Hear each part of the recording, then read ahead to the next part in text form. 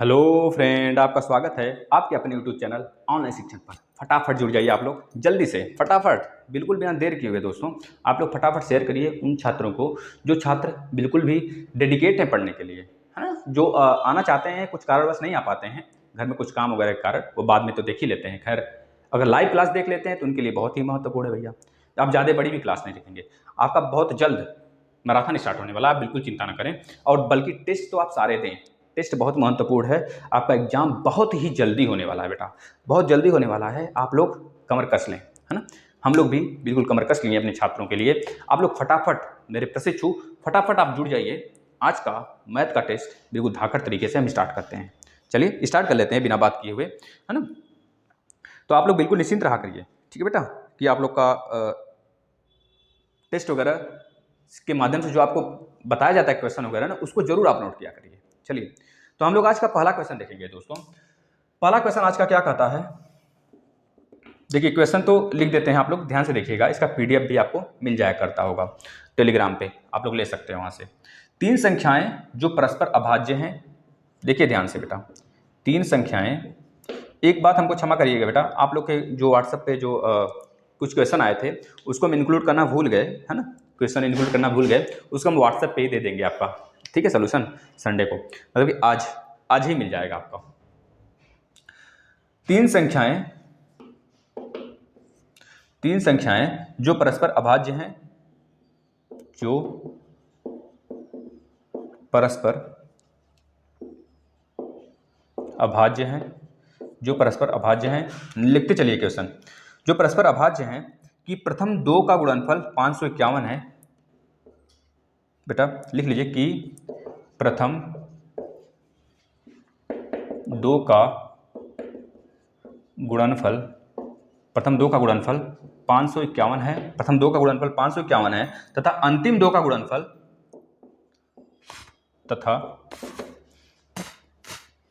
अंतिम दो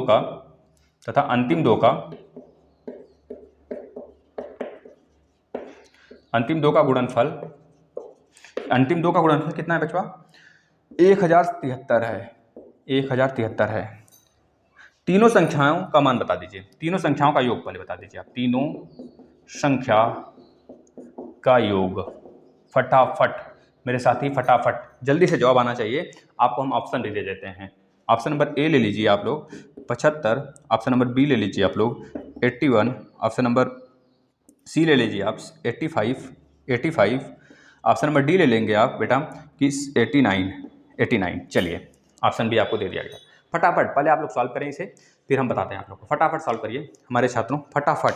हम थोड़ा साइड हट जाते हैं, आप लोग सॉल्व करिए इसे। चलिए फटाफट सॉल्व करिए, बिल्कुल भी देरी नहीं, आप लोग सॉल्व करते रहिए जल्दी से, फटाफट मेरे छात्रों, मेरे मित्रों, फटाफट, है ना। चलिए सॉल्व करिए, आप लोग सॉल्व करिए भैया, जल्दी सॉल्व करेंगे, फटाफट सॉल्व करेंगे, ठीक है। चलिए हम कर देते हैं। अच्छा हो गया होगा। देखिए इसमें क्या बोल रहा है, दो का गुणनफल बोल रहा है। हमारे पास तीन अभाज्य संख्याएं हैं। अभाज्य संख्याएं क्या होती हैं आपको पता होना चाहिए, जो खुद से कटती हो और एक से कटती हो, है ना। तो बोल रहा है पहली जो दो अभाज्य संख्याएं हैं, पहला और दूसरा, ध्यान से समझेंगे, उनका गुणनफल 551 है, 551 है। और जो हमारा दूसरा और तीसरा है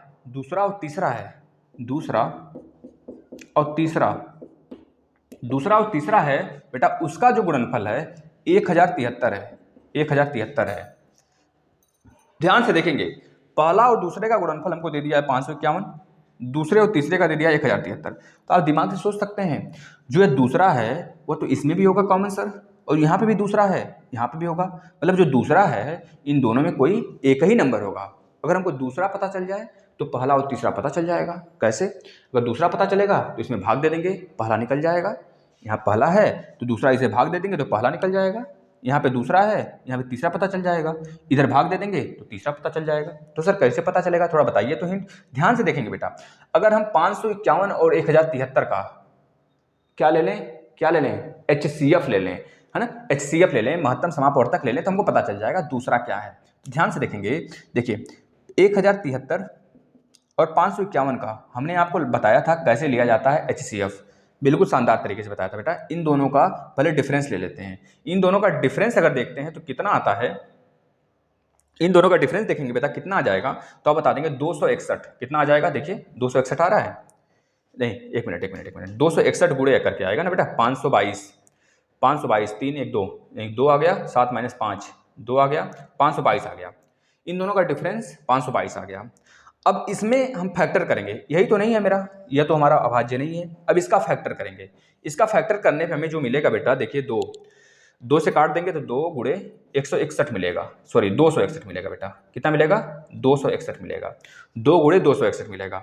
अब हो सकता है 261 भी हमारा हो, लेकिन 261 देखेंगे तो इसमें भी कुछ फैक्टर हमको दिख रहा है। अच्छा 2 8 1 9, 261 का भी फैक्टर हो रहा है ना बेटा। 261 का फैक्टर अगर देखेंगे बेटा क्या हो रहा है, तो बोलेंगे 29 गुणे 9, 9 9 81 को 1 हाथ में आया, 8 9 दूना 18, 18 और 8, 18 8 26 हो गया। और यहाँ पे गुणे 2 है, तो गुणे 2 से कोई मतलब नहीं है। अब हमारा पता है क्या हो जाएगा, 29 बेटा। अभाज्य पूछा है ना, अभाज्य मतलब कि केवल एक से कटता हो या फिर खुद से कटता हो, तो अभाज्य हो गया मेरा 29। अभाज्य एक ऐसा नंबर है बेटा, वो 73 को भी काटेगा, 1073 को, और 551 को भी काटेगा। अब 29 मतलब कि जो दूसरा नंबर है हमारा 29 होगा। दूसरा नंबर क्या हो जाएगा, 29 होगा। किसी को बात समझ में आई, सारे बच्चों को बात समझ में आ गया कैसे निकाले हैं, शाबाश मेरे शेरों। देखिए यहाँ पे दूसरा जो आया है बेटा 29 आया, समझने की कोशिश करिए। 1073 और 551, इन दोनों में हमने क्या ले लिया, HCF ले लिया। HCF लेने का एक फंडा सीधा साधा है कि हम क्या करेंगे, इन दोनों का डिफरेंस लेंगे। डिफरेंस लेने के बाद यहाँ से हम फैक्टर करना स्टार्ट करेंगे। फैक्टर इसमें साफ साफ बोला हुआ है कि अभाज्य होना चाहिए, वह नंबर अभाज्य होगा, मतलब फैक्टर भी जो आएगा अभाज्य ही होगा। एक ऐसा संख्या जो दूसरा होगा, तीसरा होगा, पहला होगा, तो अभाज्य तो यह दोनों तो नहीं है भैया, ये 2 को नहीं ले सकते ना। 2 तो अभी 261 हमें टूट रहा है, ब्रेक हो रहा है, तो इसको जब ब्रेक किए तो हमको 29 एक अभाज्य संख्या दिख गया। तो हम क्या किए, अब 29 से इसमें भाग देंगे। 551 में जब 29 से भाग देंगे भैया, 551 से जब 29 में भाग देंगे तो हमें पहला संख्या मिल जाएगा। समझ रहे कि नहीं, दे लीजिए भाग। 29 से कितने बार में जाएगा, 29 एक बार में गया, कितना बचा 9, यानी कि 9 9 81, 9 9 81 को एक हाथ, 9 9 81 को एक हाथ में 8, 9 दूनी 18, 18 2 20 26, 261 आ गया, मतलब कि कट जा रहा है 19 बार में। यह 19 बार में गया, मतलब जो पहला संख्या हमारा 19 हो गया भैया, पहला संख्या 19 हो गया। इसी तरह 29 यहाँ पे दूसरा भी है, तो 29 से हम इसमें भी भाग करेंगे। जब 29 से इसमें भी भाग करेंगे 1073 में, तो जो तीसरा संख्या निकल के आएगा, भाग करके देख लीजिए, 1073, 1073 से जब 29 को भाग करेंगे भैया, 29 से जब भाग करेंगे, 29 दूनी 29 तियाँ कितना हो जाएगा, आप ध्यान से देखेंगे, 29 तियाँ होगा, 3 9 जा 27, तो 7 कैरी 2, 3 दूनी 6 2 8, इसके ऊपर ऊपर चला जाएगा, मतलब 3 बार में जा रहा है, पहले 3 हो गया तो कितना बचा 7, यहाँ बचेगा बेटा, मतलब 7 बार में जा रहा है, 37, क्योंकि हम 7 9 63, 37 बार में बेटा, मतलब कि समझ गए आप कि 37 भी एक तरह से हमारा अभाज्य है। तो 37 भी हो जाएगा बेटा, यहाँ पे 37 हो गया, यहाँ पे 29 हो गया, यहाँ पे 29 हो गया मेरे साथियों। 37 29 और 19 बेटा, ये 3 नंबर हमको मिल गए। देख रहे हैं 29 दोनों में कॉमन है, 29 और 37 का गुणा करेंगे तो हमारा 1073 आ जाएगा, और अगर 19 और 29 का गुणा करेंगे तो हमारा 551 आ जाएगा। इस तरह हमने जान लिया कि हमारे जो अभाज्य संख्याएं हैं, पहला दूसरा तीसरा 19 29 और 37 हैं। हमसे क्वेश्चन में पूछ रहा है इनका योग बता दीजिए, 19 + 37 + 29 कर दीजिए, 9 9 18, 18 2 20, 5 25 को 5, 5 किस में है, केवल एक ही में है, तो आपका राइट नहीं, इसमें भी है, तो आगे देख लेते हैं। तो 9 9 18 2 20, 5 25 को 5 कैरी 2 हो गया, कैरी 2 हो गया, 2 2 4 3 7 1 8, मतलब 85। राइट आंसर आपका 85 हो जाएगा भैया। ठीक है मेरे साथियों, अच्छा क्वेश्चन था। आप लोग एक बार इसे प्रैक्टिस करेंगे खुद से, बहुत ही शानदार क्वेश्चन है दोस्तों। ऐसे क्वेश्चन अगर आपके एग्जाम में आते हैं तो आप छोड़ के आओगे। चलिए, क्योंकि बहुत हलवा हलवा थोड़ा सा क्वेश्चन हो गया ना, कुछ छात्र कहते थे, कुछ प्रशिक्षु कहते थे सर थोड़ा स्टैंडर्ड क्वेश्चन लाइए, आया है हल्का सा बस एबव है। अब ऐसा बात नहीं है कि बिल्कुल हार्ड ही है, बिल्कुल लो लेवल है, या मतलब लो लेवल से थोड़ा सा अपर क्वेश्चन है। ठीक है, चलिए नेक्स्ट क्वेश्चन पे आ जाते हैं। जिन बच्चों को थोड़ी सी भी प्रॉब्लम है वो एक बार नहीं, 2 बार नहीं, 3 बार, जब तक नहीं समझ में आता है वो वीडियो देखें बेटा, ठीक है ना। चलिए दूसरा क्वेश्चन लिखेंगे, 2 3 अंकी संख्याओं का मस, ध्यान से देखेंगे बेटा, ये भी क्वेश्चन अच्छा है, यह भी क्वेश्चन बिल्कुल अच्छा क्वेश्चन है माना जाता है। इसको ले लेते हैं कि छोड़ दें इसे, चलिए इसे छोड़िए। अच्छा एक क्वेश्चन और लेते हैं, चलिए भैया।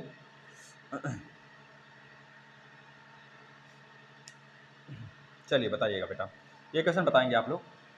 एक मिश्र धातु के एक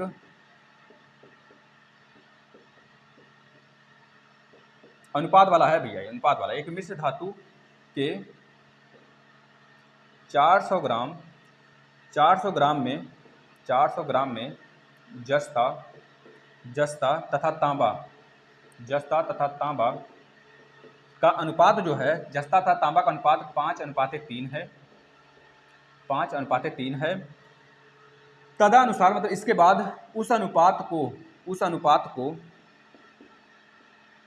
उस अनुपात को उस अनुपात को उस अनुपात को 5:4 में परिवर्तित करने के लिए 5:4 में परिवर्तित करने के लिए भैया कुछ लोग कहते हैं सर क्वेश्चन पूरा लिखा करिए, इस वजह से हम क्वेश्चन पूरा लिखते हैं, तो थोड़ा सा टाइम लगता है, तो आप लोग थोड़ा सा सपोर्ट क्या करें हमारा। में परिवर्तित करने के लिए कितने ग्राम तांबा और मिलाना चाहिए, करने के लिए कितने ग्राम तांबा और मिलाना चाहिए भैया बताइए। चलिए तो मेरे साथी फटाफट, बहुत इजी क्वेश्चन है, बहुत इजी क्वेश्चन है, इस पर कुछ दिमाग लगाना ही नहीं। देखिए कैसे सॉल्व होता है अभी। देखिए एक मिश्र धातु है, मिश्र धातु के 400 ग्राम में 5/3 के अनुपात में तो पहले से है ही, इसको हमको बनाना है 5:4 के अनुपात में, समझे कि नहीं। देखिए इसमें आप 2-3 तरीके से फॉलो कर सकते हैं। अगर ट्रिक बताना है हमको, ट्रिक बताएंगे ना तो आप चुटकी में कर पाएंगे, लेकिन ट्रिक तो आएगा नहीं आपके एग्जाम में, ट्रिक से लगाएंगे तो नंबर कट जाएगा भैया।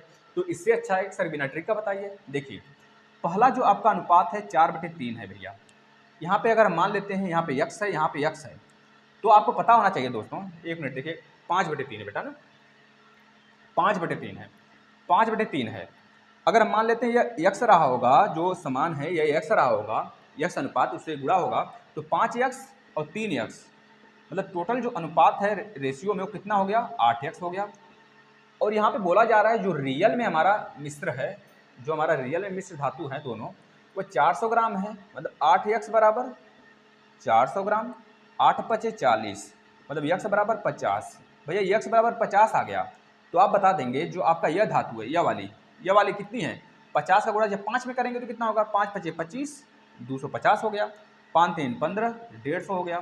तो आप बता देंगे भैया जो आपका जस्ता है, जिंक है, वो कितना था, 250 था पहले में, और जो आपका तांबा था मतलब कॉपर जो था वो कितना है भैया, वो कितना था बता देंगे भैया, 150 है, 150 है, मतलब 150 ग्राम है, 150 ग्राम, 250 ग्राम। अब नेक्स्ट में बोला जा रहा है कितना तांबा मिलाया जाए कि आपका जो अनुपात हो 5/4 हो जाए। तो आप पता है क्या करेंगे, इन दोनों का रेशियो अब लेंगे, 250 जिंक है, 250 में कुछ मिलाना नहीं है आपको, 0 लिख दीजिए। अब 150 में आपको जो मिलाना है 150 में ही मिलाना है तांबा। तांबा कितना मिलाया जाए इसमें कि जो आपका अनुपात है 5:4 हो जाए, बताइए। बस अब निकल जाएगा कि नहीं निकल जाएगा मेरे साथी, निकल जाएगा ना, तो आराम से इसको सॉल्व कर लीजिए। 25 चौके 100 मतलब 1000 हो गया, तीरिया गुणा कर दीजिए 1000 हो गया, और 15×5 = 75, 750 हो गया, और 5 Cu हो गया, प्लस 5 कॉपर मतलब कि यहाँ पे x भी मान सकते हैं आप, कोई दिक्कत नहीं है, ठीक है। कॉपर मतलब यही संख्या हमको पता करना है, यह कांस्टेंट वैल्यू है, मतलब कि आपका वेरिएबल है, यही हमको पता करना है। अब देखिए 750 को इधर लेकर आएंगे तो कितना बचेगा, 250 बचेगा, 250 बचेगा ना, यहाँ पे 5 कॉपर हो जाएगा।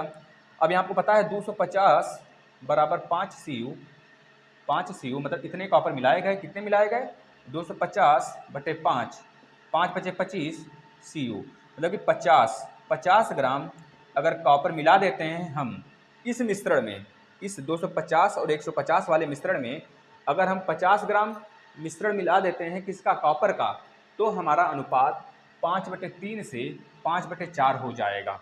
इसका देख लीजिए, इसका आप लोग को हम एक तरह से आपको क्या कर देते हैं, सेटिस्फाई करके बता देते हैं इसको। देखिए कैसे, पहले 250 था जिंक और 150 था आपका कॉपर, बोला कितना कॉपर मिलाया जाए, 5/4 हो जाए, तो 50 ग्राम आ गया ना, तो 50 ग्राम से मिला दीजिए, कितना हो जाएगा, 250/200, काट दीजिए, 5×5 = 25, 5 चौके 20, देखिए 5/4 आ गया कि नहीं, 5/4 बेटा। यह रहा आपका क्वेश्चन का बिल्कुल सेटिस्फैक्शन तरीका है, इसको आप बता देंगे बेटा। सेटिस्फाई हो गया आप लोग भैया। बताइए, सहमति है? आगे चलें कि एक बार फिर से दोहरा दें इस क्वेश्चन को? बताइए बताइए बताइए बताइए मेरे साथी, बताइए, कमेंट करिए आप लोग, बता दें। चलिए आप लोग नहीं बोलेंगे तब भी बता देते हैं। बोला गया है 400 ग्राम धातु है। देखिए 2-3 क्वेश्चन ही पढ़िए, बेहतरीन पढ़िए। मिश्र धातु है 400 ग्राम, उसका जो अनुपात था उसमें कॉपर और जस्ता का 5/3 का अनुपात था। पहले उसमें बोल रहा है कि कॉपर कितना मिलाया जाए कि वह अनुपात 5/4 में हो जाए। तो आपने क्या किया, पहले 5x 3x ले लिया, टोटल रेशियो में 8x आ गया। 8x बराबर आपने 400 कर दिया, तो 8×40, x की वैल्यू 50 आ गया। अब x का वैल्यू जो 50 आया बेटा, अब यहाँ पे रख के जिंक की वैल्यू पता कर लिए और कॉपर की वैल्यू पता कर लिए। जिंक और कॉपर की वैल्यू पता होते ही आपको दूसरा स्टेप पढ़ने लगे कि तांबा कितना मिलाया जाए कि अनुपात 5 और 4 में हो जाए। तो आपने क्या किया, 250 में कुछ मिलाना नहीं था क्योंकि जिंक है, कॉपर में मिलाना था तो हमने कॉपर लिख लिया। 5 और रेशियो 4 में कर लिया, इसका क्रॉस करा दिया तो आपका निकल के आ गया 5Cu बराबर 250। यानी कि जो कॉपर है हमें यहाँ से सॉल्व करने के बाद पता चला कि 50 ग्राम मिलाएंगे। 50 ग्राम ज्यों मिलाएंगे कॉपर त्यों हमारा अनुपात 5:4 में हो जाएगा। ठीक है साथियों, चलिए आगे चलते हैं। बहुत ही अच्छा क्वेश्चन आने वाला है आपके सामने, कमर कस लीजिए फटाफट मेरे साथी, फटाफट आप कमर कस लें, है ना। चलिए, बिल्कुल भी नर्वस नहीं, और जिससे नहीं लग रहा है वह बिल्कुल भी निराश नहीं होंगे, है ना। बिल्कुल भी निराश नहीं होंगे, इतना आप अपने अंदर थोड़ा सा तजुर्बा लाएं कि सर सिखा रहे हैं तो हम सीख लें, है ना, सीख लें और इसको आगे इस तरह की क्वेश्चन करने की प्रैक्टिस करें बस। चलिए देखिए तीसरा क्वेश्चन आज का, x square minus 2x plus 1 बराबर 0 है। तो आपको बताना है x के पावर 4 प्लस 1 अपान एक्स के पावर 4 की वैल्यू बता देनी है। चलिए बताइए, तो कौन बता देगा, बताइए। बहुत इजी क्वेश्चन है भैया, बहुत इजी क्वेश्चन है, फटाफट बताइए साथियों। देखिए पहले हम इसको ब्रेक करेंगे, इसको किस फॉर्म में लाएंगे, x प्लस 1 अपान एक्स के फॉर्म में लाएंगे। ध्यान से आप लोग देखिएगा इस क्वेश्चन का आंसर। ठीक है बेटा, देखिए एक्स स्क्वायर माइनस 2x है, तो हमने क्या किया, इसमें x से भाग दे दिया दोनों तरफ, भाग यहाँ पे दिया और यहाँ पे तो जीरो ही रहेगा, लेकिन यहाँ पे एक्स स्क्वायर बटे एक्स माइनस 2x बटे एक्स प्लस 1 अपान एक्स बराबर 0 हो गया ना। यक्स से गया, यक्स यहाँ से गया, यहाँ बचेगा यक्स माइनस 2 प्लस 1 अपान एक्स बराबर 0। अब यहाँ पे बच गया यक्स प्लस 1 अपान एक्स बराबर 2, यह हो गया। अब आप ध्यान से एक ट्रिक सीख लेंगे, ध्यान से, जब भी कभी यक्स प्लस 1 अपान यक्स बराबर 1 होता है तब हमेशा आप याद रखेंगे, जो यक्स क्यूब की वैल्यू आती है -1 होता है। अगर यक्स प्लस 1 अपान यक्स की वैल्यू √3 होती है, यक्स प्लस 1 अपान यक्स की वैल्यू √3 होती है, तो आप ध्यान से बेटा यक्स की पावर 6 की वैल्यू -1 हो जाएगा, इसको नोट कर लेंगे। अगर यक्स प्लस 1 अपान यक्स की वैल्यू 2 होती है, तब आप हमेशा याद रखेंगे यक्स की वैल्यू हमेशा 1 होती है। आ गया ना, देखिए यहाँ पे 1, यहाँ पे 1 रखिए तो कितना हो जाएगा, 2 ही होगा, तो यहाँ पे 1 रख देंगे, 2 ही हो जाएगा। लेकिन आपको निकालना है, अभी निकालना सिखाते हैं, ये ट्रिक है, बता देते हैं आपको। अगर बेटा यक्स प्लस 1 अपान यक्स की वैल्यू -2 आता है, तो आप हमेशा याद रखेंगे जो यक्स का वैल्यू -1 हो जाएगा। अगर यक्स प्लस 1 अपान यक्स की वैल्यू अगर -1 देता है आपको, तो आप हमेशा याद रखेंगे कि जो यक्स क्यूब की वैल्यू आएगी वह आएगा बेटा प्लस का 1। ये बातें आप याद रखेंगे, ठीक है ना। चलिए मेरे साथियों, अब इसको करते हैं। देखिए यक्स प्लस 1 अपान यक्स की वैल्यू 2 है, तो हमको इसका निकालना है। तो आपको पता होना चाहिए यक्स प्लस 1 अपान यक्स का होल स्क्वायर बराबर क्या हो जाता है, यक्स का स्क्वायर प्लस 1 अपान यक्स का square plus 2 into x into 1 अपान यक्स। यह कैंसिल हो गया, तो आपको यहाँ से देखने को मिल गया यक्स प्लस 1 अपान यक्स की वैल्यू कितनी है, 2, तो यहाँ पे 2 रख देंगे, आप यहाँ बेटा 2 रख देंगे, और यहाँ पे यक्स स्क्वायर प्लस 1 अपान यक्स स्क्वायर की वैल्यू आपके सामने आ जाएगी प्लस 2। इस 2 को इधर लेकर आएंगे, इधर क्या है 4 माइनस 2 बराबर यक्स स्क्वायर प्लस 1 अपान यक्स स्क्वायर। तो यहाँ से आपको 2 मिल गया, यक्स स्क्वायर प्लस 1 अपान यक्स स्क्वायर बराबर 2। देखिए बिल्कुल तेजी नहीं बेटा, हम आपको आराम से बताना चाहते हैं, आप थोड़ा सा तेजी ला सकते हैं अपने अंदर कि हम और क्वेश्चन आपको करा सके, नहीं तो एक ही क्वेश्चन पे अटके रह जाएंगे, क्योंकि आपको इसी तरह डीएलएड में करना है, आपको डीएलएड में इसी तरह फोड़ना है।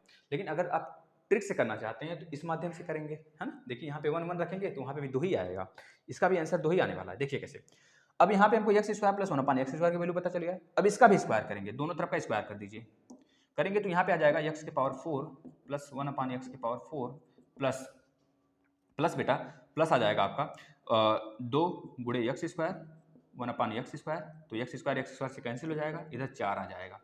अब आपको पता होना चाहिए भैया, पता होना चाहिए आपको कि जो आपका यहाँ दिया वाला 2 है उधर जाएगा तो माइनस हो जाएगा, मतलब कि इधर जाके जब माइनस होगा तो यहाँ पे x² प्लस 1/x4 की वैल्यू आएगा, इधर 4 है, ये इधर जाके माइनस हो जाएगा, तो 4 - 2 यानी कि 2 आ जाएगा। ठीक है साथी, ठीक है मेरे मित्रों। तो कुछ विद्यार्थी हैं जो कि बिल्कुल बेसिक से हमेशा सीखना चाहते हैं, तो उनको बेसिक उनके लिए भी है, क्योंकि इस प्लेटफॉर्म से सारे विद्यार्थी सीखें, कुछ ना कुछ सीखें। जो बिल्कुल कमज़ोर हैं, महत्वपूर्ण हैं, मतलब कि जो बिल्कुल कमज़ोर हैं भैया, वो तो ज़रूर सीखें। उन्हीं के लिए थोड़ा सा किसी क्वेश्चन को बहुत ज़्यादा एक्सप्लेन कर दिया जाता है कि आप समझ पाएँ। और जो थोड़े से तेज होते हैं भैया, उनकी बात ही निराली है ना, उनके लिए ट्रिक है, वो ट्रिक से सीख लें। चलिए, आप लोग घबरा जाते हैं थोड़ी थोड़ी सी बातों से, है ना। चलिए, अच्छी बात है। लेकिन एक बात याद रखिएगा, आप ऑनलाइन शिक्षण से जुड़े हैं तो ऑनलाइन शिक्षण आपके लिए सब कुछ कार्य को जानने के लिए तैयार रहती है। इस क्वेश्चन का आंसर बताएंगे आप लोग। 4 के पावर में x + y = 256, और बताइएगा 256 के पावर में x - y = 4 दिया हो, 4। तो आपको बताना है x तथा y का मान बता दीजिए, x और y का मान बता दीजिए। चलिए बताइए तो फटाफट मेरे साथियों, मेरे प्रिय मित्रों, फटाफट फटाफट फटाफट, चलिए धड़ाधड़ बताइए। तो अब देखिए, इसको सॉल्व करना है, पहले इसको लेके चलते हैं। 4 के पावर में x + y है बराबर जो 256 यहाँ पे दिख रहा है ना, 256, ये बताइए किसका स्क्वायर है 256? आपको समझ में आ रहा है किसका स्क्वायर है 256? बताइए तो किसका स्क्वायर है? किसी का स्क्वायर है 256? किसी का स्क्वायर हो तो बताइए किसी का स्क्वायर है। हाँ बताइए, आप लोग बताइए। नहीं बेटा, देखिए तो 4, आप देख रहे हैं 4 × 4 करेंगे तो 4 × 4 = 16 आएगा, 16 × 4 करेंगे तो 64 आएगा, 64 × 4 करेंगे तो 4 × 16 को 6, 4 × 24, 4 × 24, 4 × 16 को 6 में 1 4 × 24, 1 25, 256 आ गया। मतलब 4 का कितना बार गुणा करना पड़ा? एक बार यहाँ पे, मतलब 4 × 4 करना पड़ा, फिर एक बार यहाँ पे × 4 करना पड़ा, फिर एक बार यहाँ पे × 4 करना पड़ा। 4 × 4 = 16, 4 × 64, 4 × 256, मतलब 4 के पावर में 4। क्यों हमने 4 ही लिया सर? 2 भी तो ले सकते थे, क्योंकि सर यहाँ पे 4 जो हमारा बेस है, तो हम बेस को बराबर करना चाहते हैं। आपने गुणन विधि में पढ़ा होगा कि जब बेस बराबर हो जाता है तो पावर आपस में बराबर ही रह जाता है। किस कंडीशन में? बराबर की कंडीशन में, है ना। लेकिन जब एक ही तरफ होते हैं, जब गुणा होता है तो जो पावर होता है जुड़ जाता है, जब भाग होता है तो पावर माइनस हो जाता है। लेकिन कंडीशन है बेस समान होना चाहिए। तो यहाँ पे x + y बराबर कितना आ जाएगा बेटा? 4 आ जाएगा। इसी तरह आप देखेंगे तो यहाँ से x - y की वैल्यू निकाल सकते हैं। 4 के पावर में 4 × x - y = 4 के पावर में 1, यह हो जाएगा। यहाँ से x - y की वैल्यू निकालेंगे तो x - y = 1/4 आएगा, 1/4 आ गया। यहाँ से आप निकाल सकते हैं x - y = 1/4 है, तो इन दोनों का आप जोड़ लेंगे, क्योंकि यह वाला इस वाले को, इक्वेशन को दोनों को जोड़ेंगे तो यह कैंसिल होगा, यहाँ आ जाएगा 2x। 2x = 4 + 1/4 यानी कि 4 × 4 = 16, 1 17/4, ठीक है बेटा, 17/4। अब यहाँ से 2x = 17/4 है, तो यानी कि x = 17/8। जब x = 17/8 आ गया तो आप इसमें रख के निकाल सकते हैं y की वैल्यू। x + y = 4 है, तो यहाँ पे x की वैल्यू 17/8 है बेटा, प्लस y = 4, यानी कि y बराबर कितना हो जाएगा? y बराबर हो जाएगा 4 - 17/8। 8 × 4 = 32, एलसीएम लेंगे, 8 × 4 = 32, 32 - 17/8 यानी कि 32। 16 रहता तो 16 आ जाता, 32 एक ज़्यादा है तो एक कम आएगा, 15 आ जाएगा, 15/8 आएगा। देखिए 15 × 1 = 16, 16 × 16 = 32, यानी 15/8 आ गया y की वैल्यू, और x की वैल्यू कितना आ गया? 17/8। इसको आप नोट कर लेंगे भैया, चलिए नोट कर लेंगे इसे। सही है? क्वेश्चन समझ में आ गया? बताइए, क्वेश्चन समझ में आ गया? बताइए मित्रों, क्वेश्चन समझ में आया आपको? आ गया ना? चलें आगे? बोलिए बोलिए, चलें आगे ना? चलिए फिर चलते हैं, है ना। देखिए 1 मिनट, सही है ना सारा? देख लीजिए प्रोसेस आप, 1-2 बार और देख लेंगे, समझ में आ जाएगा भैया, है ना। चलिए, हाँ चल लेते हैं आगे, चलें, चलिए आगे चलते हैं। चलिए बेटा आगे चलते हैं। अरे कुछ है नहीं इसमें, बहुत आसान क्वेश्चन है भैया ये, है ना, बहुत आसान है, आप लोग समझ के इसे सॉल्व कर सकते हैं। चलिए आगे चलते हैं।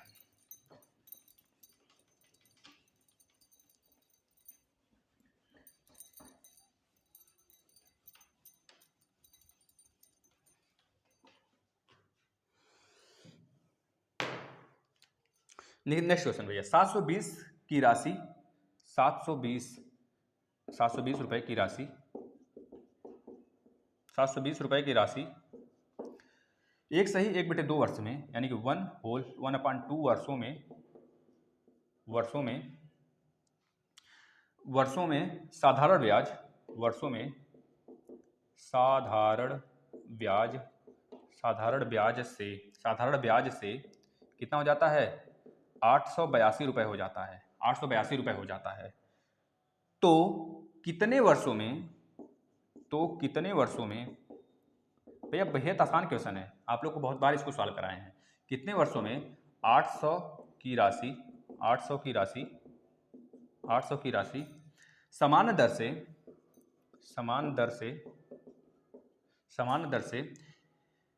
1040 हो जाएगी, रुपए 1040 हो जाएगी। देखिए भैया, हम लिखते हैं थोड़ा सा उर्दू फारसी, लेकिन बोलते हैं तो आप अपने से लिख लिया करें, क्योंकि जल्दी होता है हमें क्वेश्चन पे आने की। तो आप लोग लिख लीजिए, एक बार फिर से बोल देते हैं। 720 की राशि इतने वर्षों में, एक सही 1/2 वर्षों में साधारण ब्याज हमें कितना देता है, 882 रुपए देता है ना बेटा। और कितने वर्षों में तब 800 रुपए की राशि समान दर पर, पिछले वाले दर से 1040 रुपए हो जाएगी। बताइए, बहुत आसान क्वेश्चन है। पहले आप दर निकाल लेंगे पहले से। देखिए, इसको हम ट्रिक से कर सकते हैं, बेहद आसान तरीके से कर सकते हैं, लेकिन आपको ट्रिक नहीं फॉलो करना है, थोड़ा सा ध्यान दीजिएगा, नहीं तो आपका नंबर कटता है बेटा, है ना। आप अच्छे तरीके से इसको एलिब्रेट करके सॉल्व करेंगे। चलिए इसको कर लेते हैं पहले। 720 रुपए, आपको पता है PRT/100 बराबर SI होता है ना, यही होता है ना। P की वैल्यू दिया है, R की वैल्यू निकालना है, T की वैल्यू दिया है, SI की वैल्यू दिया है हमें 882 रुपए। साधारण ब्याज से 882, एक मिनट, साधारण ब्याज से 882 हो जाता है। एक मिनट बेटा, क्वेश्चन देख लेते हैं, रुकिएगा। 882 हो जाती है, 720 की राशि 882 हो जाती है। तो आपका यह ब्याज नहीं बेटा, 882 माइनस आप करेंगे। 882 आपका मिश्र धन है। क्या है? मिश्र धन है, आपका अमाउंट है यह मिश्र धन है। तो आप क्या काम करेंगे, अमाउंट आपका यह दिया है तो आपको पता होना चाहिए, अमाउंट में से जब प्रिंसिपल माइनस करते हैं तो SI आ जाएगा, मतलब ब्याज आ जाएगा। तो 882 माइनस 720 बराबर SI हो जाएगा। देखिए, 2, 8 में से 2 गया 6, और यहाँ बचा 8 में 7 गया 1, यही होगा ना। देखिए, 2 हो गया, 6 2 8 हो गया, 7 1 8 हो गया, मतलब कि SI आपका 162 रुपये आ गया। तो यहाँ पे रख देंगे। P की वैल्यू कितनी है, 720। R की वैल्यू निकालनी है। T की वैल्यू कितना है भैया, 2 1 2 1 3, मतलब 3/2, तो यानी कि 200 गुणे, मतलब बराबर 162 रुपये। अब इसको सॉल्व कर दीजिए। देखिए, R की वैल्यू कैसे आ जाएगी, R की वैल्यू आप काटे पीटेंगे नहीं, वही उठा के उसमें रख देंगे अगला वाले में। देखिए, R की वैल्यू कितनी आ जाएगी, 162 गुणे 200 बटे 720 गुणे 3 बेटा। अब इसी को R की वैल्यू उठा के पता है आप इस वाले में रखेंगे। देखिए क्या इसमें क्या बोल रहा है, समान दर से है। तो बताइए हमको क्या बताना है, कितने वर्षों में, इसमें टाइम बताना है। तो इसको आप नोट कर लीजिए पहले।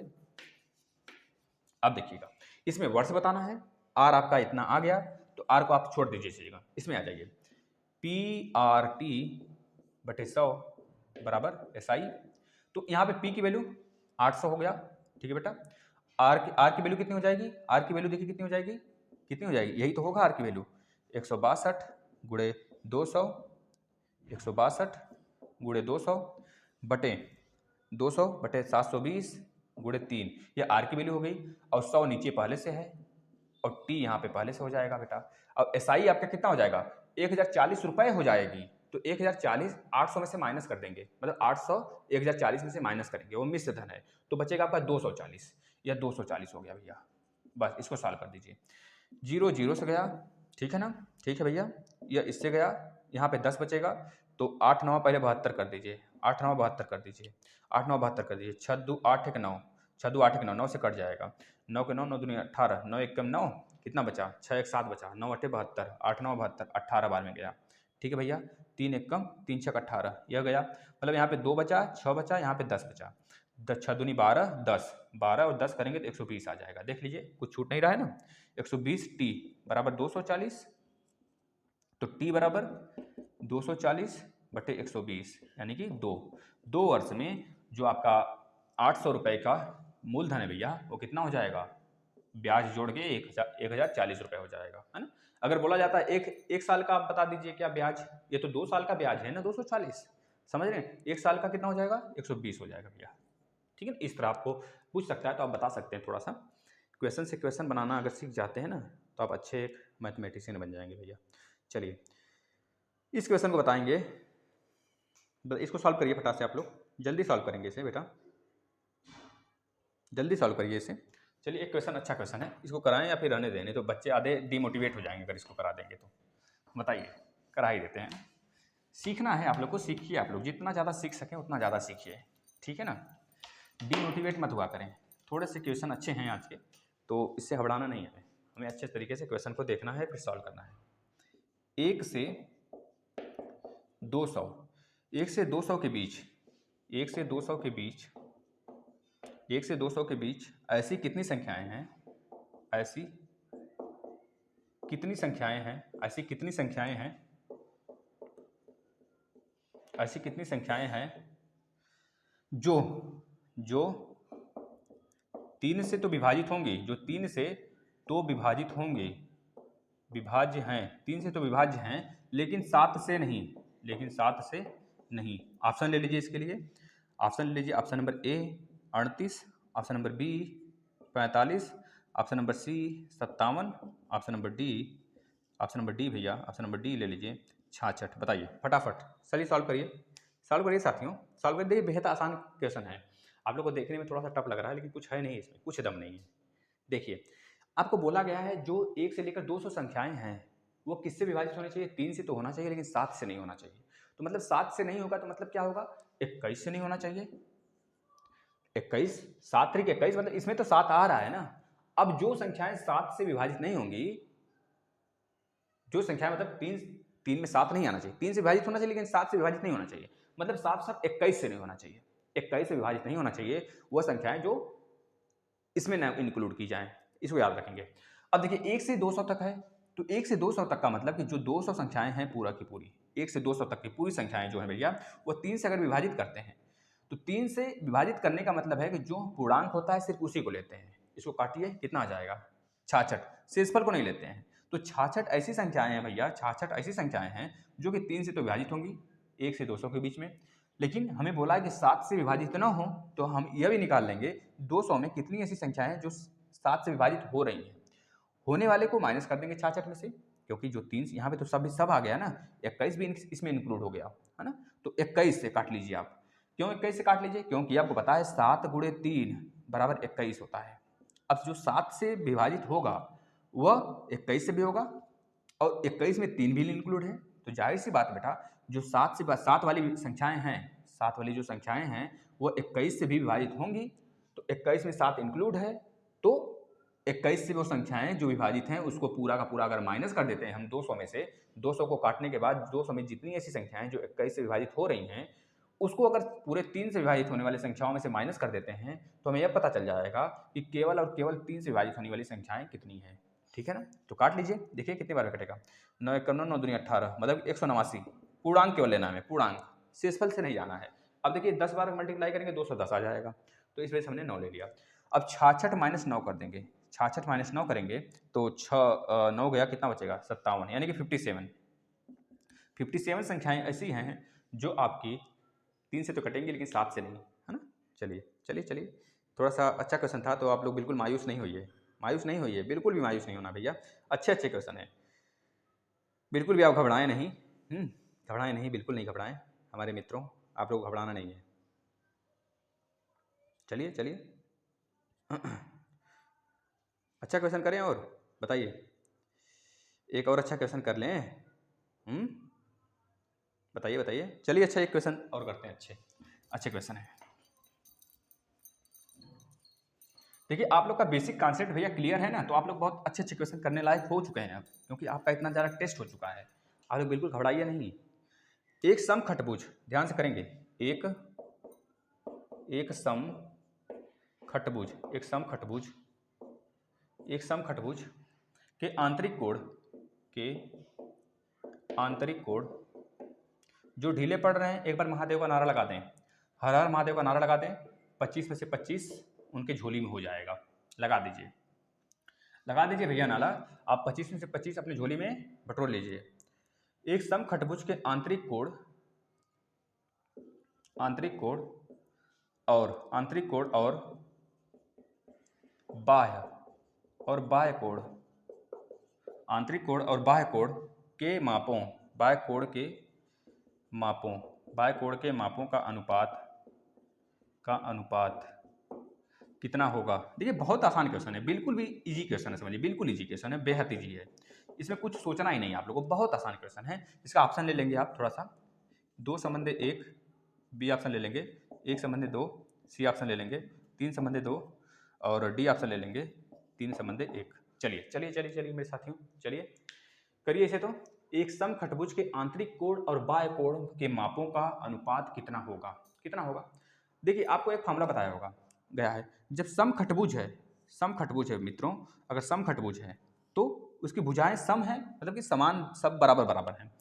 समखटभुज के अगर हम लोग निकालते हैं एक एंगल निकालते हैं, इसके लिए फॉर्मूला लगाते हैं हम लोग, क्या फॉर्मूला लगाते हैं, 2n, ध्यान सुनेंगे, 2n माइनस 4 इंटू 90, यह फॉर्मूला लगाते हैं, तब आता है, जैसे n की वैल्यू 6 है तो 6 रखते हैं, 6 दूनी 12 माइनस 4 गुणे 90, यह करते हैं तो 12 में से 4 गया, कितना हो गया, 12 में से 4 जाएगा तो आपको 8 बचेगा, गुणे 90, 8 9 72, मतलब कि 720 डिग्री होगा इस पूरे एंगल में। अब 720 आपको पता है क्या निकला है, ये पूरा का पूरा एंगल निकल गया, इस वाले का भी, इस वाले का भी, इस वाले का भी, इस वाले का भी, इस वाले, मतलब सारा का सारा एंगल का एडिशन निकल गया। तो आपको पता है 6 भुजाएं हैं ना, 6 भुजाएं, तो 720/6 कर देंगे आप, 6 एकम 6 दूनी 12, 120 आ गया। ये तो आंतरिक कोण आ गया आपका। समखटभुज के आंतरिक कोण की बात करें, आंतरिक कोण आपका 1 आ गया, 120 आ गया। जब आंतरिक कोण 120 आ गया तो आपको पता है हर लीनियर पेयर जो आएगा 180 डिग्री का एंगल देगा, हर लीनियर पेयर, ये पूरा का पूरा 180 डिग्री होगा। जब ये अंदर वाला 120 है तो बाहर वाले में क्या जोड़ेंगे कि 180 हो जाएगा, तो 60, इस तरह आप पता कर सकते हैं। 180 माइनस 120 करेंगे तो बाह्य कोण पता चल जाएगा। बाह्य कोण कितना हो गया भैया, बाह्य कोण आपका 60 हो गया। एक तो यह तरीका है पता करने का, एक तो सिंपल तरीका आपको पता है क्या है, सिंपल तरीका अगर देखेंगे, 6 भुजा है तो आपको पता है 360 डिग्री का एंगल बनाता है 6 भुजा, 6 के 6 360 डिग्री का एंगल बनाएंगे ना भैया। बाहर का अगर देखा जाए तो बाहर जितने भी एंगल होते हैं सबका एडिशन 360 ही होता है, चाहे वो 10 भुजा वाला आकृति बने, चाहे 20 भुजा वाला बने, चाहे 100 भुजा वाला ही क्यों ना बन जाए, उसके बाहर वाला कोण 360 डिग्री ही होंगे। तो हम 6 से डिवाइड कर लेंगे, 6 भुजा है तो 6 6 का 36, 60 डिग्री आ गया कि नहीं, एक एंगल का 60 डिग्री हमें पता चल गया। एक तो यह तरीका था। अब दोनों का पूछ रहा है कि आंतरिक, क्या पूछ रहा है, आंतरिक कोण और बाह्य कोण के मापों का अनुपात। तो आंतरिक वाला हम लिख लेते हैं इंटरनल एंगल और एक्सटर्नल एंगल, मतलब कि आंतरिक कोण और बाह्य कोण का देख लीजिए अनुपात क्या हो जाएगा। इंटरनल मतलब कि 120 और एक्सटर्नल मतलब 60, तो काट लीजिए, 6 दूनी 12, मतलब कि 2/1, राइट आंसर ये वाला, ए वाला हो जाएगा। चलिए मेरे मित्रों, अच्छे क्वेश्चन तो नहीं कहेंगे इसे, और बहुत ज़्यादा इजी भी क्वेश्चन नहीं कहेंगे, अच्छा क्वेश्चन मान सकते हैं इसे आप। चलिए घबराना नहीं है मेरे मित्रों, घबराना नहीं है ना।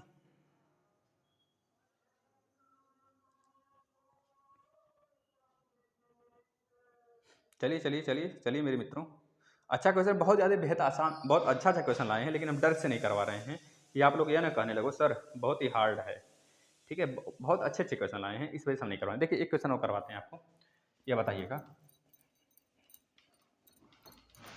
बस इस डर से थोड़ा सा डर लगता है ना भाई, आप लोग तुरंत बोलते हैं सर हमारे सिलेबस में नहीं है।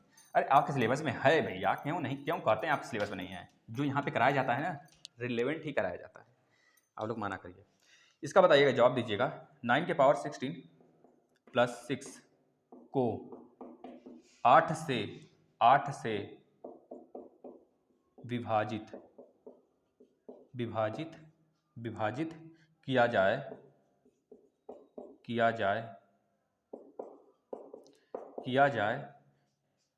तब शेषफल बता दीजिए, शेषफल कितना बचेगा। ऑप्शन ले लीजिए इस पे, क्योंकि कुछ बच्चे ऑप्शन भी कर देंगे, तो ऑप्शन ले लीजिए 5, B number 7, C number option ले लीजिए भैया 2, और डी नंबर ऑप्शन ले लीजिए आप 3। करिए तो फटाफट करिए, चलिए करिए इसे करिए, फिर हम सेशन समाप्त करेंगे, एक आध दो क्वेश्चन और बता देंगे आपको।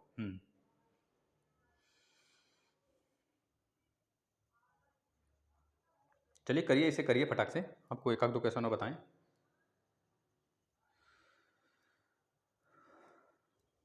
हाँ मेरे मित्रों, करिए आप लोग, बिल्कुल डरिए नहीं, करिए क्वेश्चन को करिए। चलिएगा, चलिए हम करते हैं। देखिए 9 के पावर 16 प्लस 6 है, 9 के पावर 16 प्लस 6 है को 8 से विभाजित करने पर क्या शेषफल बचेगा, है ना।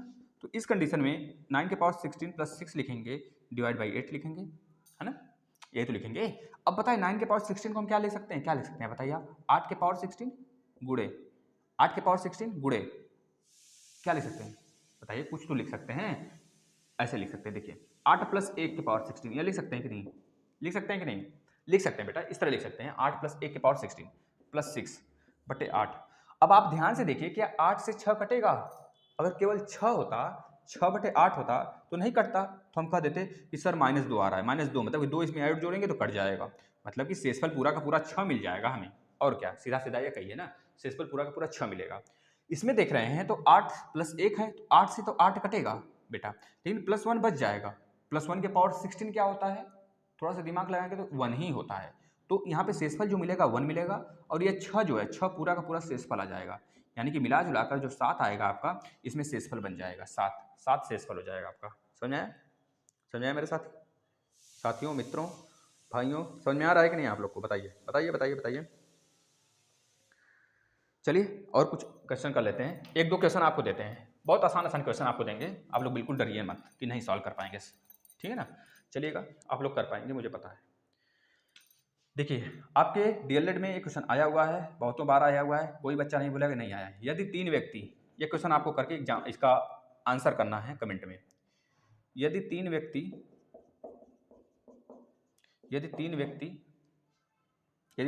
ए बी और सी, 3 व्यक्ति ए बी और सी 2600 रुपये, कितना रुपए, 2600 रुपये का, 26 रुपये का बेटा, याद रखिए बहुत आसान क्वेश्चन है यार, बहुत ही आसान क्वेश्चन है, कह लीजिए। कुछ बच्चे तो ये बोलते हैं सर इतना आसान क्वेश्चन क्यों कराते हैं, अरे आप एग्जाम में तो यही आता है ना, बताइए क्या करें, हम भी तो मजबूर हैं, थोड़ा सा हार्ड कराते हैं तो उन बच्चों को परेशानी होने लगती है जो यहाँ पे सीखने आते हैं, तो हम हार्ड भी तो नहीं करा सकते ना बच्चा। तो सीखिए आप लोग थोड़ा सा अच्छे लेवल पे आ जाइए ना, फिर देखिए धुआंधार आइए टेट वाले क्लास में, मज़ा आ जाने वाला बेटा। अब घबराइए नहीं बिल्कुल, थोड़ा पहले डीएलएड आप फोड़ लीजिए, फिर आपको हम फोड़वाते हैं यूपी टेट, घबराइए नहीं बिल्कुल। 11, 18 और 23 के अनुपात में बांटें तो b की वैल्यू बता दीजिए, फटाक से बताएंगे, पहला क्वेश्चन आज का, ठीक है, पहला क्वेश्चन आज का आपको दे देते हैं बेटा, आप ऑप्शन भी दे देते हैं हम। ए वाला ऑप्शन ले लीजिए 900, ऑप्शन नंबर बी ले लीजिए 600, ऑप्शन नंबर सी ले लीजिए आप 100, ऑप्शन नंबर डी ले लीजिए 700। आपको क्या बताना है, 3 व्यक्ति हैं ए बी सी, 2600 रुपये है उनके पास, मतलब कि पूरा का पूरा, और उनका जो अनुपात में बांटा गया है 11, 18, 23, आपको बताना है बी को कितना मिलेगा, ये बताना है। दूसरा क्वेश्चन लिखेंगे फटाफट, ये भी आसान क्वेश्चन है दूसरा, 5:2, 10:x, 10:x हो तो x का मान ज्ञात करिए, ज्ञात करें। इसमें x का मान बताना है, बहुत ही आसान क्वेश्चन है, बेहद आसान है, आप बता लेंगे। तीसरा क्वेश्चन, एक थैले में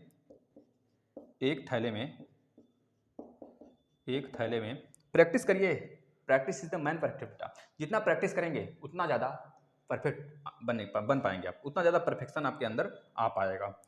एक थैले में 25 पैसे, देखिए पी मतलब पैसे है, कोई नहीं बोलेगा पी मतलब सर प्रकाश सर होता है, प्रकाश सर तो होता ही है, पी मतलब पैसे भी तो होते हैं, ठीक है ना। 25 पैसे, 10 पैसे तथा 5 पैसे, 25 पैसे, 10 पैसे, 5 पैसे के जो सिक्के हैं बेटा 1, 2, 3 के अनुपात में हैं, पैसे के सिक्के 1, 2 और 3 के अनुपात में, इसको लिख लीजिएगा, थोड़ा छोटा दिख रहा होगा आप लोग को, लेकिन लिखिएगा 1, 2, 3 के अनुपात में है, 1, 2, 3 के अनुपात में है। यदि थैले में 30 रुपये हो तो, यदि थैले में थैले में कितने रुपए है? 30 रुपए। 30 रुपए है तो 30 रुपए है तो 5 पैसे के कितने सिक्के हैं बता दीजिए। 5 पैसे के कितने सिक्के हैं? 5 पैसे के कितने सिक्के हैं? कितने सिक्के हैं बता दीजिए फटाक से। सारे बच्चे, सारे के सारे बच्चों का आंसर आना चाहिए भैया, है ना। चलिए इसका भी दे दें ऑप्शन, ले लीजिए इसका भी ऑप्शन। ए ऑप्शन ले लीजिए 50, बी ऑप्शन ले लीजिए 100, सी ऑप्शन ले लीजिए 125 और डी ऑप्शन ले लेंगे आप, डी ऑप्शन ले लेंगे 150। चलिए ये बता देंगे आप, ठीक है ना। एक क्वेश्चन और लास्ट ले लीजिए आप लोग, चौथा क्वेश्चन।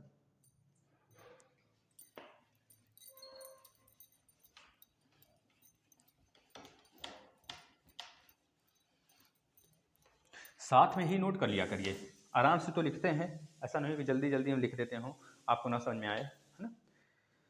लिखिएगा बेटा, सुबह 9 बजे, सुबह 9 बजे, सुबह 9 बजे, सुबह 9 बजे से, ये क्वेश्चन हम अपने हाथ से बनाए बेटा। सुबह 9 बजे से शाम 2 बजे, शाम 2 बजे, शाम 2 बजे ताप। ये क्वेश्चन आपके एक क्लास मतलब आपके एक पेपर में आया था अनसॉल्व में, तो हमने देखा और उसी टाइप से क्वेश्चन बना दिया, थोड़ा सा घुमाया है बस और कुछ नहीं है। सुबह 9 बजे से शाम 2 बजे ताप, 2 बजे ताप स्थिर गति से 21 डिग्री सेंटीग्रेड से 36 डिग्री सेंटीग्रेड हो जाता है। 2 बजे ताप स्थिर गति से 21 डिग्री सेंटीग्रेड से 36 डिग्री सेंटीग्रेड हो जाता है। तो दोपहर का ताप कितना था? तो दोपहर का ताप कितना था? ठीक है, हवा में टेम्परेचर बताना है आपको, कितने टेम्परेचर होंगे भैया हमारे आफ्टरनून के। फटाफट सारे बच्चे बता देंगे इसका आंसर, ठीक है। ऑप्शन ले लीजिए आप लोग, यहाँ पे नहीं बताना है। 28.5 degree centigrade, option number B है, बेहद आसान है। 27 degree centigrade, option number C है, लिख लीजिए 30 degree centigrade, option number D है, इनमें से कोई नहीं, नन ऑफ दीज। चलिए हिंट कर दें आपको, हिंट कर देते हैं। चलिए देखिए, सुबह 9 बजे से शाम 2 बजे तक, 2 बजे ताप स्थिर गति से, सुबह 9 बजे से 2 बजे तक ताप जो स्थिर गति से 21 से 36 डिग्री हो जाता है। 21 से 36 डिग्री हो जाता है, मतलब कि सुबह 9 बजे से 2 बजे तक, 9 बजे 21 डिग्री था और 2 बजे 36 डिग्री हो गया। दोपहर का ताप कितना था? दोपहर का ताप कितना था, मतलब 12 बजे का ताप बता देना है। कैसे? 9, 10, 11, 12, 1, 2, 1, 2, 3, 4, 5, 6। तो जो यहाँ तक था बेटा ना, हम मान लेते हैं यहाँ तक 21 डिग्री सेंटीग्रेड रहा होगा और यहाँ तक रहा होगा कितना? 36 डिग्री सेंटीग्रेड। तो आपको जो बीच में आएगा ना, ये बता देना है, ये तो बताना है। एक तरह से एवरेज का यह न्यूमेरिकल है बेटा, आप बता देंगे। देखिए 30 2 50, हाँ 36, यानी 21 36। देखिए हिंट कर दिए बेटा, आप बता सकते हैं। 6 1 7 हो गया, 3 2 5 हो गया, बटे कितना कर देंगे? 2 कर देंगे, 2 ही है तो काट लीजिए। 2 दूनी 4, कितना बचा? 2 8 16, कितना बचा बेटा? 2 8 16, 2 दूनी 4, 1 बजा 2 8 16.5। राइट आंसर यह हो जाता है आपका। लेकिन आप इसे अच्छे से सॉल्व करेंगे। अगर हमारा आंसर हो सकता है गलत हो, हमारा आंसर हो सकता है गलत हो, आप लोग को थोड़ा सा कंफ्यूज भी कर दें, हो सकता है मेरा आंसर गलत हो, ठीक है बेटा। अब सारे बच्चे कमेंट करेंगे आंसर का भैया इसके। एक क्वेश्चन और दे दें आपको, चलिए क्वेश्चन और देते हैं, अच्छा क्वेश्चन है अब इस बार। देखिए ज़्यादा से ज़्यादा क्वेश्चन हम भी बताएं और आप भी करें, तो साथ साथ जब चलेंगे ना तो बहुत आनंद आएगा। हम बताते हैं 1 2 जो हार्ड होते हैं, हार्ड क्वेश्चन हम खुद बता देना चाहते हैं, है ना। और आप लोग घबराएं नहीं। जो बच्चे व्हाट्सएप पे दिए थे न्यूमेरिकल, थोड़ा माफ़ करिएगा, उनका क्वेश्चन हम नहीं इंक्लूड कर पाए, ध्यान से ही उतर गया। तो आप लोग आज शाम तक फिर से उस क्वेश्चन को डाल देंगे। डालने के बाद वेट करेंगे 1 आध दिन, फिर हम उस सारे का आंसर दे देंगे, ठीक है ना बेटा। सारे बच्चे जितने बच्चे हैं सब बच्चे व्हाट्सएप पे जो जुड़े हैं सारे बच्चे अपना दे देंगे क्वेश्चन, ठीक है ना। चलिए एक क्वेश्चन का और आंसर बताएंगे आप। यदि 60 मीटर कपड़े का मूल्य, यदि 60 मीटर कपड़े का मूल्य सब कपड़े का मूल्य कितना है भैया? 135 रुपये है, 135 रुपये है। तो 32 मीटर कपड़े का मूल्य बता दीजिए। तो 32 मीटर कपड़े का मूल्य, बिल्कुल आसानी से सावधानी के साथ करेंगे, गलत होने के चांस बहुत ज़्यादा होते हैं ऐसे में, क्योंकि बहुत ईजी है ना, इस वजह से। 32 मीटर कपड़े का मूल्य बता दीजिए। कुछ बच्चे हंसते भी होंगे, कहते होंगे सर क्या बोल रहे हैं, ये आसान आसान क्वेश्चन ला रहे हैं। नहीं बेटा, आसान तो है, बेहद आसान है, लेकिन ऐसे ही क्वेश्चन में पता है जब एग्जाम में बैठते हो तो प्रेशर की वजह से गलती करके आते हो।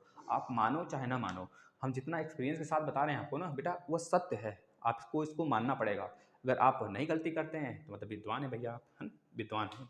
ठीक है, गलती तो कालिदास भी करते थे, आपको पता होगा। चलिए 60 मीटर 32 मीटर, जब 60 मीटर का जो प्राइस है 135 रुपये है, तो 32 मीटर का प्राइस बताना है, तो आपको बताया कैसे बताएंगे। देखिए 60 मीटर की प्राइस 135 रुपये है, 135 रुपये है, तो 1 मीटर की प्राइस कितनी हो जाएगी, 1 मीटर बराबर कितना हो जाएगा बेटा, 135 बटे 60 कर देंगे।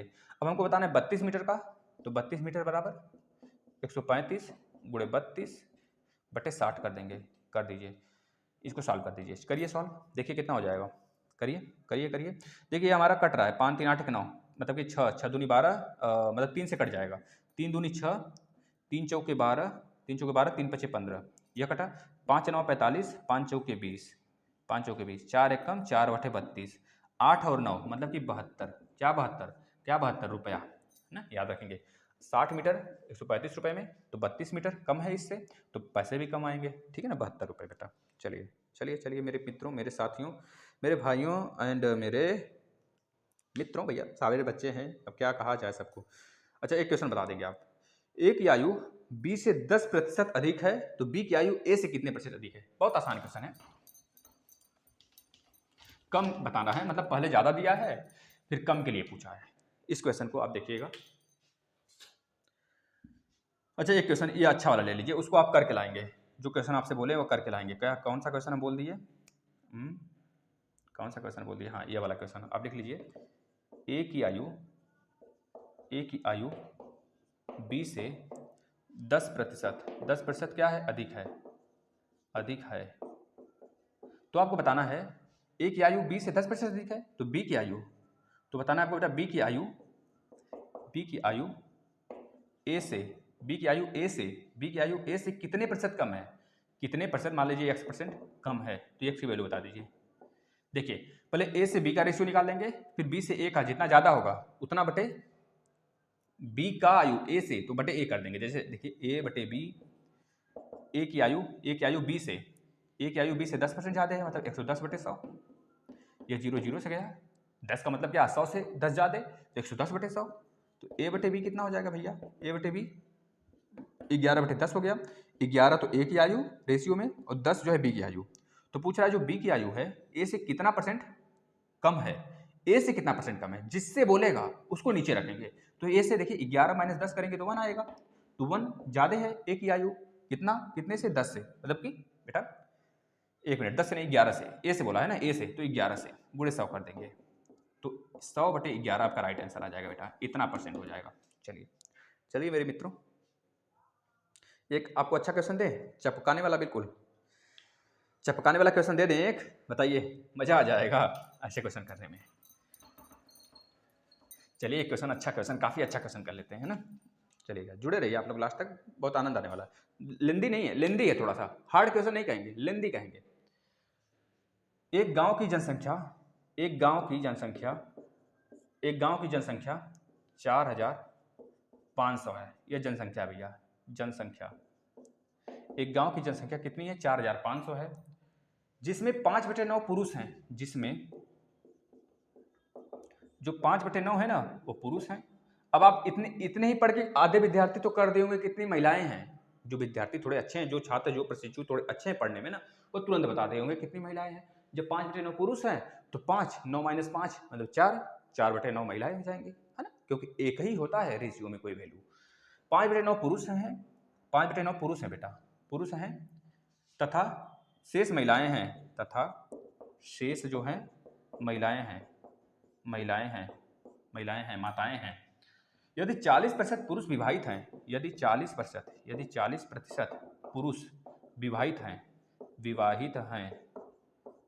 हैं, अब आपको इतना ध्यान रखना है, जो महिलाएं हैं, जो पुरुष हैं, आपस में विवाह किए हुए हैं, है ना, इतने में से विवाही हैं, मतलब गांव में ही विवाह किए हुए हैं, अब कहीं दूर नहीं। तो इस तरह का थोड़ा कॉन्सेप्ट लेके चलेंगे, थोड़ा सा चपकाएंगे कम, क्योंकि कॉन्सेप्ट यही कहता है हमारा।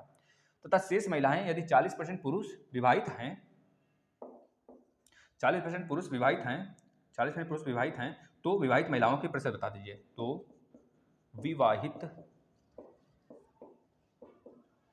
महिला का प्रतिशत कितना होगा भैया? विवाहित महिला का प्रतिशत बता दीजिए आप, ठीक है ना, बता दीजिए। तो देखिए 450 क्या है हमारे, मतलब 4500 पूरे जनसंख्या है, जनसंख्या टोटल आबादी जो है, टोटल आबादी जो है भैया, आबादी कितनी है? 4500 है। और उसमें से पुरुष हैं, पुरुष जो है हमारे, पुरुष जाति जो है 5/9 है। जब पुरुष 5/9 हैं तो महिलाएं कितनी होंगी? महिलाएं जो होंगी भैया वह होंगी 1 - 5/9 होंगी, मतलब कि 4/9 हो जाएंगी, ठीक है भैया। इतनी महिलाएं हो जाएंगी 4/9। ये बातें क्लियर हैं? क्लियर हैं तो आगे बढ़ते हैं। 1 में से क्यों माइनस किए पता है? क्योंकि 1 ही रेशियो होता है हमारा, किसी रेशियो को 1 मान के ही चलते हैं, है ना, 1 मान के ही चलते हैं, इसको याद रखिएगा। तो 5/9 और 4/9, 5/9 पुरुष और 4/9 महिला हो गए किसी गांव के। अब आपसे बोल रहा है कि जब 5/9 पुरुष हैं, महिला इतनी है, तो महिला और पुरुष का रेशियो पहले निकाल लीजिए, कितना हो जाएगा? पुरुष बटे महिला कितना हो जाएगा? 5/9 बटे 4/9, 9 गया, मतलब 5/4, 5/4 रेशियो आ गया किसका? पुरुष और महिला का। पुरुष और महिला ही तो है 4500, तो पुरुष और महिला मतलब 5/4/9 रेशियो में, और रियल में कितने हैं? 4500, 9 × 5 = 45, मतलब एक की वैल्यू कितनी आ गई? 500 आ गया। एक की वैल्यू जब 500 आ गया तो पुरुष कितने हो जाएंगे? 5 है, तो मतलब 5 × 5 = 25, 5 × 500, 5 × 5 = 2500, 2500 पुरुष हो गए। और महिला कितने हो जाएंगी? 4 × 5 = 20, यानी कि 2000, यानी कि 2000 महिला हो गई और 2500 पुरुष हो गए। अब इसी 2500 में से बोला जा रहा है कि 40% पुरुष विवाहित हैं, तो 2500 का 40% आप निकाल लेंगे पहले। 40% विवाहित हैं तो 25 × 4 = 100, मतलब कि 1000 जो पुरुष हैं विवाहित हैं, 2500 में से 1500 बैठे हैं भैया अभी, क्योंकि लड़की की जनसंख्या कम है। हाँ, देख रहे हैं ना थोड़ा सा। तो 1000 क्या है? पुरुष विवाहित हैं। तो बताइए, जब 40% में से 1000 पुरुष विवाहित हैं, मतलब कि 2000 में से भी 1000 महिला तो विवाहित होंगी, समझ रहे कि नहीं? 1000 महिला जो विवाहित होंगी भैया, 2000 में से 1000 महिला विवाहित होंगी, तो वही पूछ रहा है महिला विवाहित होने का परसेंटेज बता दीजिए। जब पुरुष हैं तो पुरुष अकेले थोड़े विवाह कर लेंगे आपस में। 1000 जब पुरुष हैं तो महिला भी कंडीशन फॉलो करेगा कि 1000 महिलाएं भी होंगी, जो पूछ रहा है यहाँ पे। विवाहित महिला का परसेंटेज बता दीजिए। तो 1000 बटे 2000, 2000 में से 1000 विवाहित हैं, 2000 में से गुणे 100 कर दीजिए, 2 × 5 = 10, मतलब कि 50% जो महिला होंगी भैया वो विवाहित होंगी और 40% पुरुष विवाहित होंगे। अब यहाँ पे चकपकाएंगे नहीं सर, 40% है। अरे जनसंख्या नहीं देख रहे हैं, ज़्यादा है। जनसंख्या जब ज़्यादा है तो परसेंटेज तो कम ही आएगा ना, और जनसंख्या कम है तो उस परसेंटेज में ज़्यादा आएगा। ये भी तो एक रेशियो फॉलो करता है। चकपकाएंगे नहीं, आराम से। अच्छा क्वेश्चन था, एक बार धैर्य से फिर से देखेंगे इसे, जैसे जैसे हमने बताया है पॉज कर करके देखेंगे। कोई बच्चा ये नहीं बोलेगा कि सर ने अच्छे से समझाया नहीं। बेटा विधिवत आपको बताई जाती है बातें, क्योंकि आप हमारे प्यारे मित्र हो, प्यारे साथी हो, प्यारे विद्यार्थी हो। आपके लिए जो किया जाता है दिल खोल कर किया जाता है भैया। चलिए आप लोग सॉल्व करिए और ज़रूर बताइएगा कैसे रहे क्लास, कैसे रहे क्वेश्चन। इसको बताना आप नहीं भूलेंगे, और जितने क्वेश्चन आपको दिए गए हैं उसका आंसर जरूर बताएंगे। हम बेटा आपसे वादा करते हैं कि आपके जो क्वेश्चन होंगे इसी आधार पे बिल्कुल यही क्वेश्चन A to Z डिक्टो क्वेश्चन बेटा आपके एग्जाम में आएगा। आप लोग देखिएगा, इससे हार्ड तो कभी नहीं आएगा, क्योंकि हम थोड़ा सा अप लेवल तक चले जाते हैं, है ना। चलिए, तो आप लोग शेयर करिएगा, ज़्यादा से ज़्यादा प्रोसेस से जुड़िए, आप लोग थोड़ा सा रिवीजन पे भी ध्यान दीजिए, है ना। चलिए, धन्यवाद।